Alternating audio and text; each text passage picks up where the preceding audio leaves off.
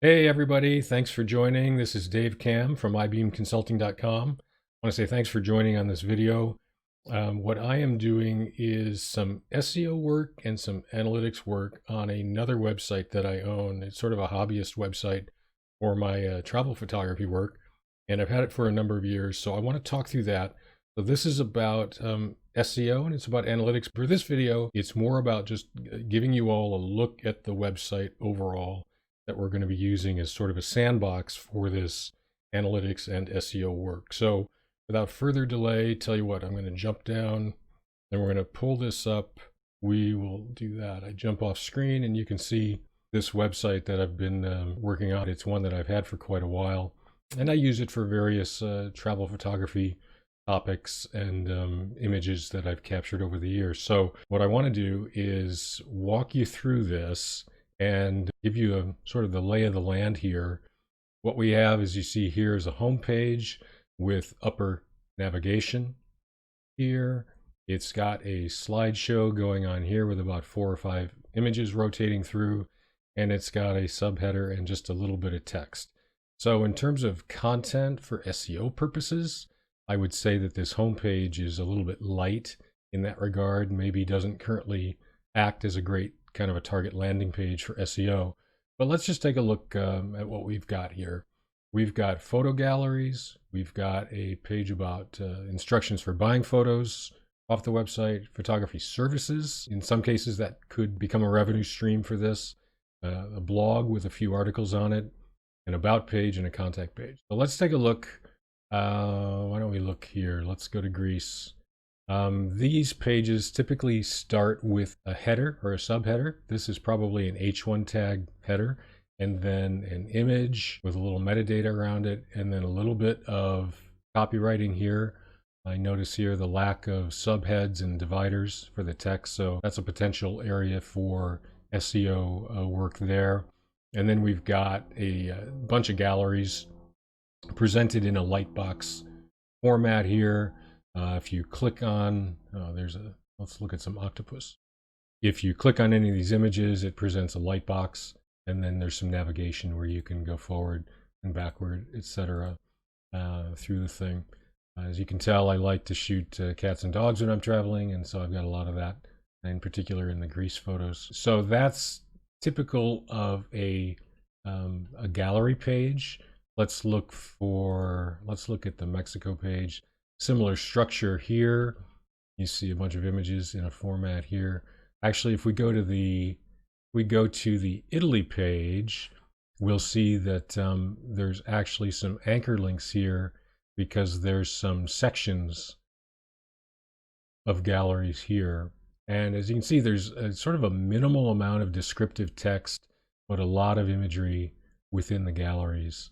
And then that's about it. So it's a little bit light, I would say, in terms of copy for SEO purposes, but it is heavy in visuals, of course, as you would expect for a photography website. Then moving on, I've just got a simple page here about how to buy photos. I use this plugin called Photomoto to kind of monetize some of the image content in here, and this just describes how that works. I put together another page about photography services, photo and video editing, etc. if people needed help in that area. I honestly don't know if this is working well from an SEO standpoint, so we will find that out. There's a blog structure here with a handful of blog posts. I was more active on this a few years ago. Typical post looks like this with a header, some copywriting, and then an image, and there might be multiple images here, and then some sharing buttons and things like that. And there's post categories over on the right hand side. In the about page, it's just sort of standard about stuff. Not sure why there's a strike through on the Instagram line. That still is an active link. So that's it for the about page, and then there's a contact page, which is very simple contact information.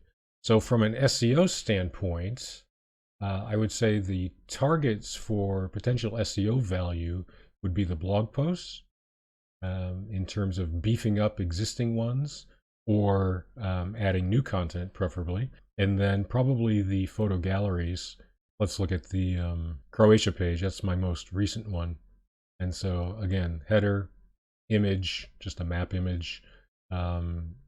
Pretty decent copy here, although it could probably use some subheads, and then lots of images in one or more galleries. So that's it, folks. It's a very, very simple website in terms of structure. It is a WordPress website. I use GeneratePress as my theme, and I use Elementor as a page builder. Although it is such a simple site, I'm pretty sure you could just recreate this with a simple theme and the current block editor, for example, Gutenberg, if you wanted to go that route. But I've stuck with Elementor because I'm familiar with it and I like it quite a bit. So that's it for this website. Again, minimal content, but it's a good sandbox for looking at analytics, looking at SEO data. We'll look at Google Search Console data for this site. We'll look at Google Analytics data.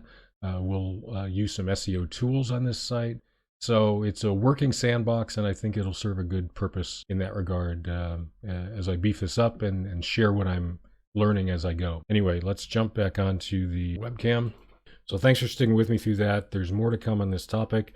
I will be sharing more on my YouTube channel as we go, and I would appreciate it if you like this video, if you like the concept or like the content. You can also, of course, subscribe to the channel. It's a young YouTube channel, but I appreciate any new subscribers that I'm able to get. So if you're into analytics, if you're into SEO work, if you're into travel photography and website content optimization and things of that nature, then keep an eye on what I'm doing here, because I think it'll add some value. If you want to get in touch with me, you can jump over to my business website here, and you can always get in touch that way as well. The other thing I want to make sure you guys know is that there is a page where you can go to sign up to get on a special email list where I will alert you when there's new information, whether it's a new blog post or a new video here on YouTube, what have you, that talks about this case study, a new angle of exploration, et cetera, because this is going to be a working, kind of a living project in the next several months.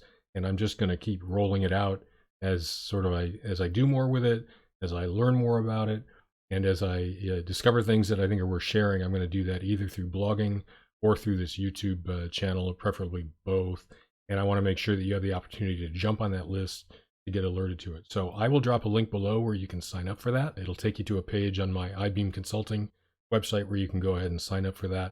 And we will simply, build up that list and keep in touch that way as well. That's all I have for now, folks. I want to say thanks a lot for joining, and I will hope to see you all in the next video. So until then, be well, take care of yourselves, and I will catch you on the next video. Thanks for tuning in. Talk to you later. Bye-bye.